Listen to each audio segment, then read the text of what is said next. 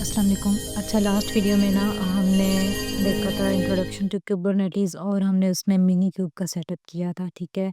तो ये बात मैंने इंट्रोडक्शन वाली वीडियो में ही बता दी थी कि हमें कुबरनेटिस से पहले डॉकर को लर्न करना है। अगर हमें डॉकर नहीं आता तो हम कुबरनेटिस की तरफ मूव नहीं कर सकते, ठीक है? तो मिनी क्यूब का सेटअप लास्ट वीडियो में हमने कर लिया था।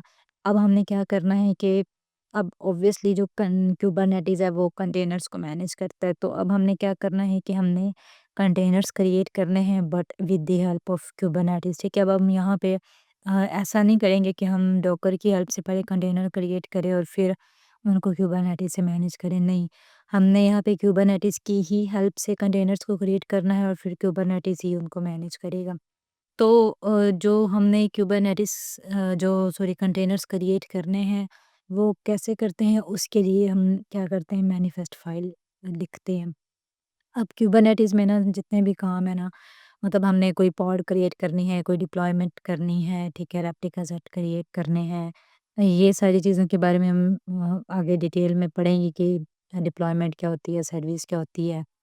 तो बस ये है कि जो भी काम हमने कुबरनेटिस में करना है उसके लिए हम एक फ़ाइल लिखते हैं। लाइक जैसे हम एंसिबल में जितने भी हमने टास्क करने होते हैं उनके लिए हम प्लेबुक लिखते हैं। प्लेबुक में हम अपने टास्क को डिफ़ाइन करते हैं और फिर उस प्लेबुक को एग्ज़ीक्यूट करते हैं। सेम वैसे ही जो कुबरनेटिस में जो फ़ाइल लिखी जाती है उस फ़ाइल को बोला जाता है मैनिफेस्ट फ़ाइल, ठीक है? मतलब जस्ट टर्मिनोलॉजी का फ़र्क है। अगर आप एंसिबल यूज़ कर रहे हैं तो आपने वहाँ पे इसको प्लेबुक का नाम देना है, अगर आप कुबरनेटिस यूज़ कर रहे हैं तो यहाँ पे आपने इसको मैनिफेस्ट फाइल कहना है, ठीक है? अब जो हमारा एंसिबल होता है उसमें भी हमारी जो प्लेबुक होती है वो YAML फॉर्मेट में होती है। इसी तरह यहाँ पे जो हमारी मैनिफेस्ट फाइल है ये भी हमारी YAML फॉर्मेट में ही होती है। और YAML ये जो येट अनदर मार्कअप लैंग्वेज है, ये इसका सिंटैक्स, इसका फॉर्मेट, ये सब हमने एंसिबल में भी देखा था और अब हम सेम उसी फॉर्मेट को यहाँ पे भी यूज़ करेंगे। तो जो YAML होता है ना, इसमें हमारा की वैल्यू पेयर होती है। अगर एक की होती है, आगे फिर हमने उसकी वैल्यू देनी थी। तो ये जो फ़ॉर्मेट है ना, यही बेसिकली YAML का फ़ॉर्मेट है। तो यहाँ पे इसकी डेफ़िनेशन भी यहाँ पे लिखी है क्या, manifest file is a YAML file that tells Kubernetes what you want.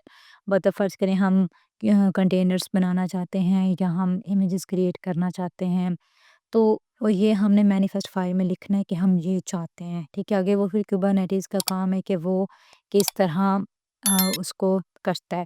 इसकी एग्ज़ाम्पल आप ऐसे ही समझ सकते हैं, जैसे आपने कोई फ़र्ज़ करें घर बनवाना है किसी को, ठीक है? तो जो भी आर्किटेक्टर होता है, आप सिंपल क्या करते हैं, उसको घर का नक्शा देते हैं कि मुझे ऐसा-ऐसा घर चाहिए। अब आप उसको ये नहीं बताते कि कौन-सी ईंट किस जगह पे लगानी है या कौन-सा मिस्त्री क्या काम करेगा, ठीक है? तो आपने सिर्फ़ कुबरनेटिस को बताना है कि आपको ये काम अ, क चाहिए। अब कुबरनेटिस वो कैसे करके देता है, ये फिर कुबरनेटिस खुद देखता है। तो आपने सिंपल जो है ना अपनी YAML फाइल लिखनी है।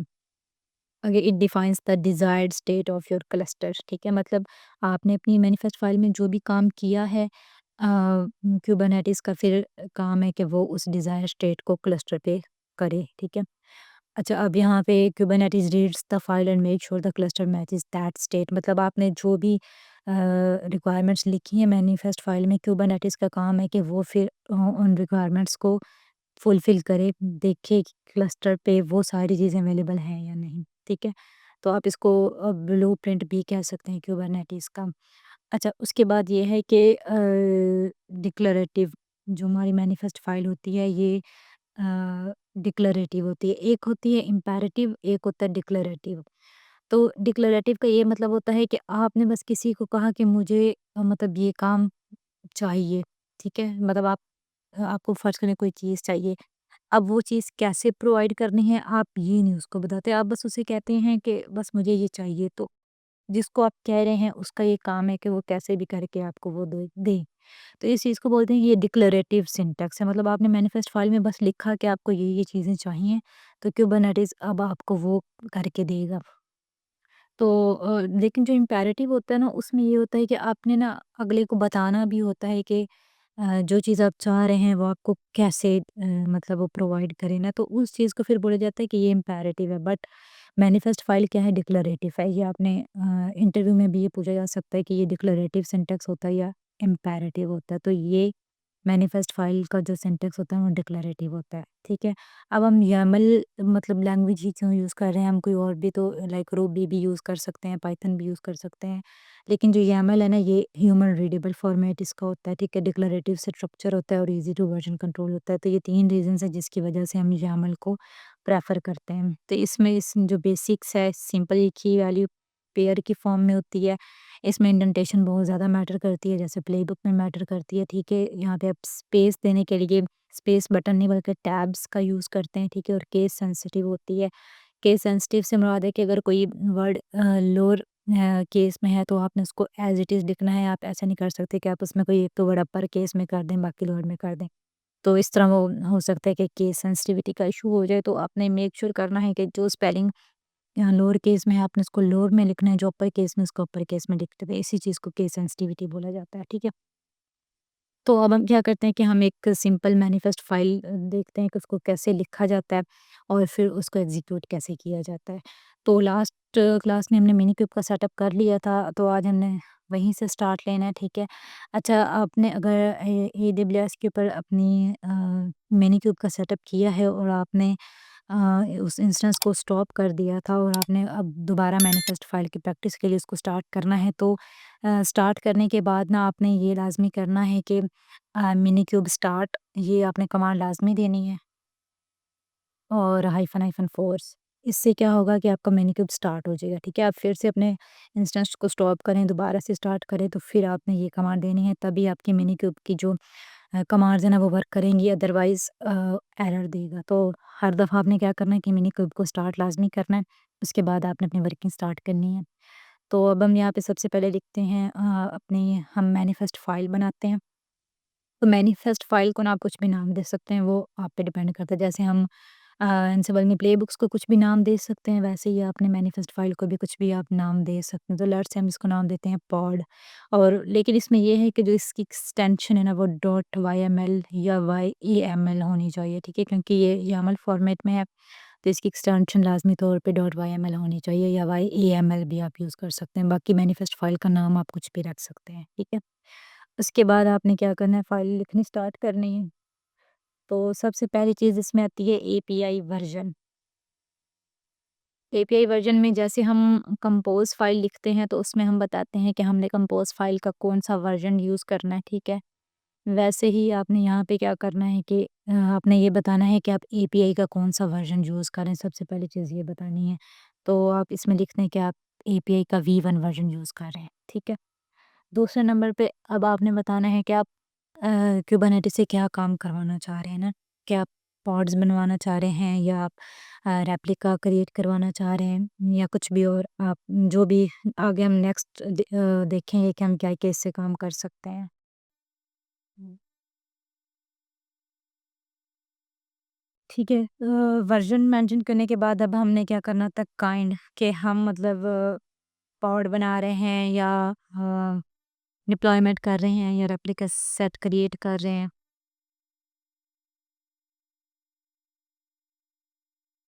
तो यहाँ पे हमने काइंड में लिखना है पॉड।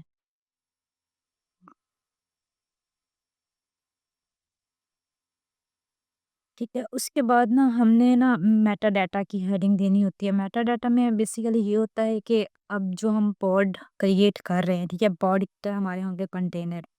तो कंटेनर को तो हमने नाम देना ही देना होता है, लेकिन हमने क्या करना होता है, पॉड को भी कोई नाम देना होता है। तो वो जो पॉड को नाम देना होता है ना, उसको हमने मेटा डाटा के अंदर डिफाइन करना होता है, ठीक है?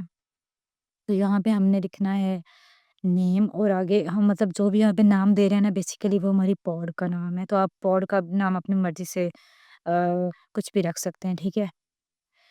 तो मैं यहाँ पे इसको नाम दे रही हूँ सिंपल एनजिनिक्स पॉड, क्योंकि हम इसमें ना जो कंटेनर बनाएँगे ना उसमें एनजिनिक्स की इमेज यूज़ करेंगे, तो अ, उस लिहाज़ से मैं फिर इसका नाम भी सिंपल एनजिनिक्स पॉड रख रही हूँ, ठीक है? अच्छा, मेटाडाटा के अंदर ना पॉड का नाम डिफ़ाइन करने के अलावा ना और भी 3-4 चीज़ें डिफ़ाइन की जाती हैं, जैसे लेबल्स, सिलेक्टर वगैरह। लेकिन वो फिर हम पहले लेबल सिलेक्टर का देखेंगे कि ये होता है क्या डिटेल में, उसके बाद फिर वो चीज़ें यहाँ पे डिफ़ाइन करेंगे। लेकिन अभी हम क्या करते हैं कि बस पॉड का नाम डिफ़ाइन कर लेते हैं, ठीक है? अच्छा, उसके बाद हमने क्या करना होता है, स्पेसिफ़िकेशंस। स्पेसिफिकेशन का मतलब होता है कि आपने स्पेसिफिकेशन मतलब कि आप कंटेनर का नाम क्या रखना चाहते हैं, उसमें इमेज कौन-सी यूज़ करना चाहते हैं और कौन-सी पोर्ट पे उसको एक्सपोज़ करना चाहते हैं, ठीक है? मतलब कंटेनर्स की सारी डिटेल जो है ना आपने जिस हेडिंग के अंडर डिफ़ाइन करनी होती है, उसको बोला जाता है स्पेसिफिकेशन, जिसको आपने सिंपल स्पेक लिखना होता है, एसपीईसी, ठीक है? पूरे स्पेसिफिकेशन की स्पेलिंग नहीं लिखनी। अब इसमें आपने सबसे पहले ना हेडिंग देनी है कंटेनर्स, ठीक है? अब क्योंकि हम एक पॉड में मल्टीपल कंटेनर्स क्रिएट कर सकते हैं, तो ऊपर आपने फिर इसकी हेडिंग देनी है कंटेनर्स और उसके अंदर फिर आप जितने मर्ज़ी कंटेनर्स जो है ना वो डिफ़ाइन करें। तो यहाँ पे आपने हाइफ़न स्पेस नेम पे कंटेनर का क्या नाम रखना चाहते हैं,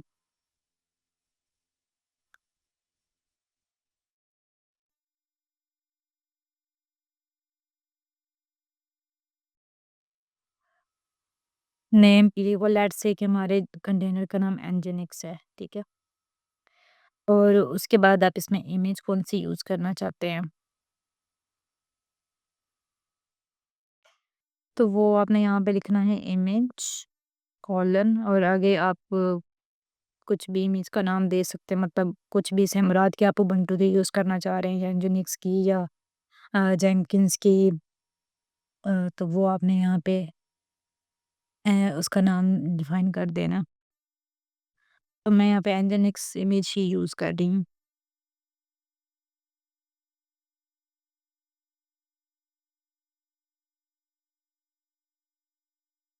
ठीक है, तो यहाँ पे अब इमेज डिफ़ाइन करने के बाद हमने पोर्ट्स बतानी होती हैं कि मतलब हम इस कंटेनर को कौन-सी पोर्ट पे एक्सपोज़ करना चाहते हैं, ठीक है?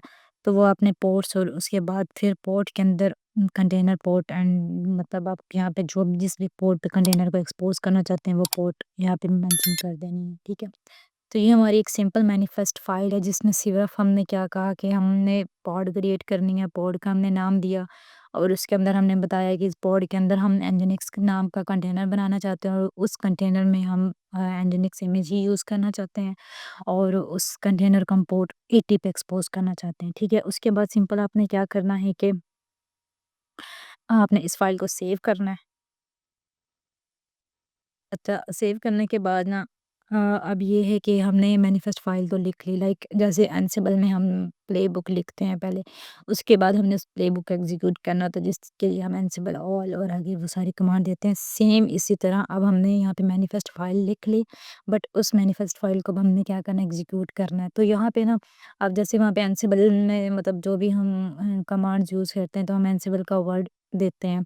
वैसे ही यहाँ पे क्या होता है कि हमने kubectl का वर्ड देना होता है कुबरनेटिस की कमांड को एग्ज़ीक्यूट करने के लिए। तो इस pod.yml फाइल को एग्ज़ीक्यूट करने के लिए आपने कमांड यूज़ करनी है kubectl अप्लाई, ठीक है? अब यहाँ पे आपने इसको ये नहीं कहना कि क्रिएट करो या कंटेनर बनाओ, रन करो, ऐसा कुछ नहीं। आपने यहाँ पे कहना है kubectl अप्लाई मतलब उसमें जो भी आपने फाइल लिखी है उसको अब अप्लाई करना है, ठीक है? उसके बाद हाइफ़न एफ फ़ोर्सफुली के लिए होता है और लास्ट पे आपने अपनी जो मैनिफेस्ट फाइल है उसका नाम देना है। तो pod.yml ठीक है, उसके बाद एंटर करना है। तो ये आपको आउटपुट मिलेगी पॉड और सिंपल एनजिन एक्सपोर्ट एंड चेंज मतलब आपकी ये जो पॉड है ना वो क्रिएट हो चुकी है। तो इसको ना ये पॉड अनचेंज्ड वाली आउटपुट नहीं देनी चाहिए थी, इसको देनी चाहिए थी सिंपल इंजन एक्सपोर्ट क्रिएटेड तो उसने वो अनचेंज का इस वजह से दिया है क्योंकि उस नाम की पॉड मेरे पास पहले चल रही थी, तो मैंने उसको डिलीट कर दिया। तो अब हम दोबारा से वो kubectl वाली कमांड एग्ज़ीक्यूट करते हैं। kubectl apply -f and pod.yml enter. ठीक है, तो ये असल में आउटपुट होनी चाहिए कि पॉड सिंपल इंजन एक्सपोर्ट मतलब ये पॉड का नाम बता रहा है, क्रिएटेड कि इसने क्रिएट कर दी है, ठीक है। अब आप kubectl गेट पॉड इस कमांड से चेक कर सकते हैं कि आपके पास कितनी पॉड्स हैं, ठीक है। तो इसमें ये बता रहा है कि अभी एक पॉड है जिसका नाम सिंपल इंजन पॉड है। 1 बाय 1 का मतलब है कि आपने पॉड के अंदर एक ही कंटेनर क्रिएट करने के लिए कहा था, तो 1 बाय 1 मतलब कि जो एक टास्क था वो आपका कंप्लीट है। उसके बाद स्टेटस रनिंग है, ठीक है। और एज इसकी 18 सेकंड बता रहा है कि 18 सेकंड अगो ये पॉड जो है ना वो क्रिएट हुई थी, ठीक है।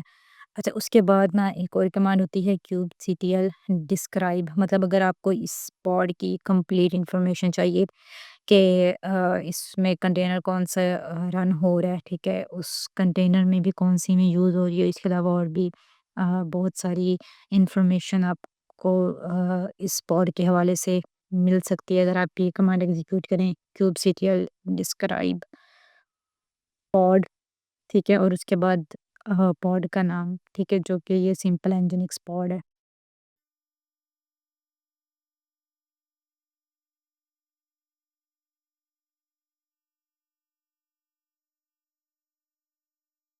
एंटर, ठीक है? तो ये देखें काफ़ी सारी इन्फॉर्मेशन ना आपको इसकी मिलती है। अब इसमें सबसे पहले वो बताता है कि आपकी पॉड का नाम क्या है, ठीक है? उसके बाद नेम स्पेस, अब नेम स्पेस का कॉन्सेप्ट अभी हमने पढ़ा नहीं है, तो इसको आप फ़िलहाल के लिए स्किप करें, प्रायोरिटी को भी स्किप करें, ठीक है? सर्विस काउंट बता रहा है कि डिफ़ॉल्ट अकाउंट है, नोड जो है ना वो आपका मिनी क्यूब है।